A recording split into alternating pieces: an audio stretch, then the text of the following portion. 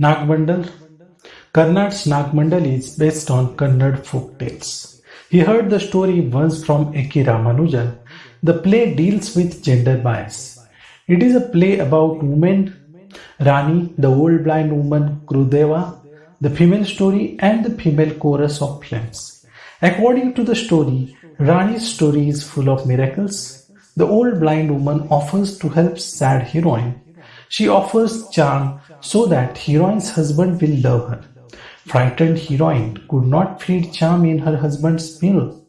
Instead, she throws away prepared food outside near an anthill. Later, King Cobra eats that food. As a result, Naga behaves lovingly as her husband. She is happy with Naga and soon gets pregnant. Her husband demands the trial to the villagers for the punishment.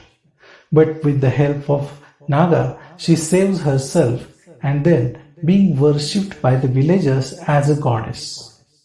Finally, her husband accepts her and everyone is happy in the end. Taledanda. Taledand. Taledand is written and staged in Kannada and translated into English by author. The play is set 800 years in the past in Kalyan city, which is famous for movement. Saint poet Basavana was active in Kalyan in the 12th century. King Bijal had appointed him as his prominent minister. Basavana and his fellow poets, philosophers challenged the social issues.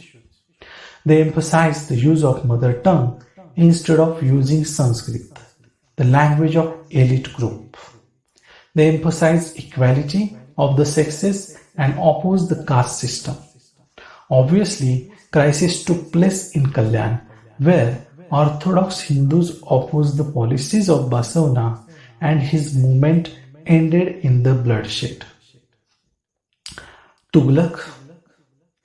Karnad's Tughlaq is an inseparable play from modern Indian English drama. It appeals to the mind of people and got fame because of its dramatic excellence. To understand the play, one must know historical details of reign. The play is about the life of Muhammad bin Tughlaq and his reign over India. Tughlaq was a great scholar and visionary ruler who tried to formulate some policies and schemes across India. He recognized the merit of the people irrespective of caste and creed, and reformed administration. He treats Hindu and Muslim equally. He abolished jizya tax and faced the Orthodox people. He shifted the capital of Daulatabad during his reign. While performing Tughlaq, the Sultan's theatrical speeches create effect of alienation. Karnad uses techniques of Parsi theatre in which audience experience shallow and deep scenes. Shallow scenes are generally take place on the street, and deep scenes require royal palace. They distinguish low and high class of the society. Low class actors perform the shallow scenes and high class actors perform deep scenes. This was a difficult task for playwright to maintain both shallow and deep scenes while writing Tughlaq. The Fire and the Rain. Another excellent play, The Fire and the Rain, shows Karnad's extraordinary talent. He alters and perfectly matches entire myth to suit his play. He adds some characters and removes some unnecessary parts from the myth and contemporarizes with modern view. The theme of the play deals with casteism, which is spread all over the country. The knowledge of Brahmins and their possessiveness for it attacked by the Karnad. Bollywood director Arjun Sanjnani adapted the play for the film Agni Varsha. It is very close adaptation because almost all dialogues are translated to brought brought out essence of the play in the film. The Dreams of Tipu Sultan. Karnad wrote The Dreams of Tipu Sultan in 2004. The play is based on the warrior monarch and the tiger of Mysore, Tipu Sultan. Tipu fought against the British and hated them. However, he admired them for their administrative methodology and trading skills. Karnad depicts Tipu Sultan as a man of power and vision who contributes in nation-building process. British knew the power of visionary Sultan, who is very skillful in trade. Tipu nationalized the sandalwood and ivory trade. He brought industry from China.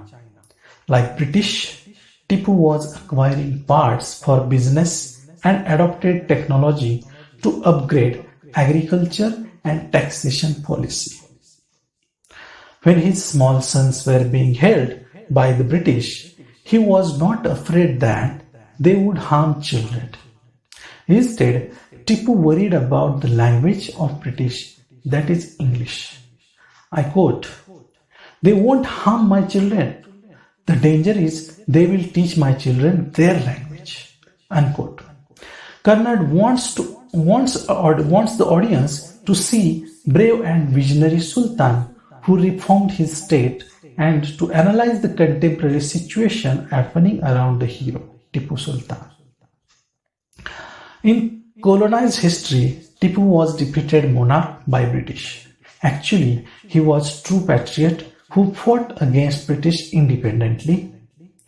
No other nearby monarchs helped him to battle against British.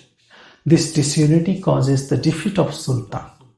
It was not Sultan's failure to lack in power against the powerful British Governor-General Cornwallis. It was a bad time for him when British were gaining full strength both in administration and diplomatic tactics. Another reason of Tipu's defeat was the fanatic by the right-wing fundamental groups who were against the reforms made by Sultan. Even when the French troops left, Tipu was able to hold his own against the British.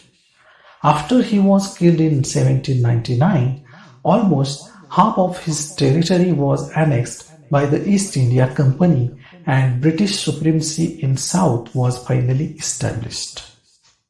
Karnad uses a journal of dreams as a source, which was found under the pillow of Sultan when the palace was ransacked. This source is also known as the Dreams of Tipu Sultan. That includes a collection of 38 dreams translated from the Persian by Muhammad Hussain. He wrote the play partly in Kannada and partly in English. Scenes involving Tipu, his family and court were written in Kannada. Those involving English characters were written in English. Ma Nisad, No Hunter, which was published in 1964. Ma Nisad is Karnad's least known play. It is not translated in English yet and not included in both the volumes of the collected plays by Karnad. This one-act radio drama written by Karnad when he was working on Tughlaq. It was broadcast from Bombay in 1964 by All India Radio and later it was published in 1986 in a Kannada anthology, Ekanka Sangraha, a collection of one-act plays. It is edited by Sindhuvalli Ananthamurthy. The plot of the play is derived from epic the Ramayana. The theme of the play is separation of loving couple. According to G.S. Amur, the story is not found in Valmiki's Ramayana, but in Lakshmish's Jaimini Bharat, a 16th-17th century Kannada text. The play is about plight of washerman who wants to overcome his guilt. The play begins with the meeting of washerman with Valmiki, in which he has expressed his wish to apologize Sita in person. Washerman's wife was a devotee of Rama and he dislikes this theme. When she returned from her parental home after a quarrel, he refuses to accept her and says that he is not Rama to take her back. A soldier of Rama overhears the washerman's words and reports to Rama. Actually, Rama is reunited with his beloved Sita. Everyone seems happy. Rama asks his aide for a report on what his subjects are saying about him in Ayodhya. The soldier's report about washerman disturbs Rama. He decides to send Sita back to the forest. With this guilt in mind, washerman spent the next 14 years in the forest, and when he returns to his village, he realizes that his wife had died. Valmiki informs him about Sita's union with the earth.